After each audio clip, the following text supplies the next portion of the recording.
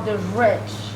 And this is the mental foramen, this is the panoramic view, this is the cross-sectional view.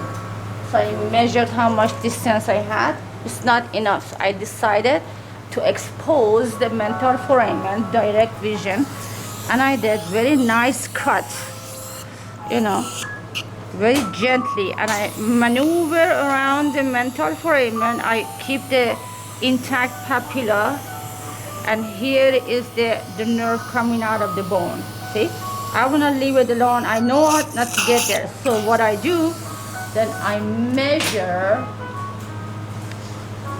in my perio probe how much, what would be the height of my implant. So here, I would say from here to here is, and of course we want to stay 1 millimeter above the canal, the safety zone.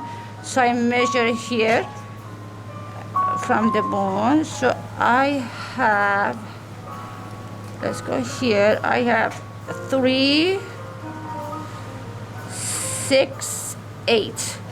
So 8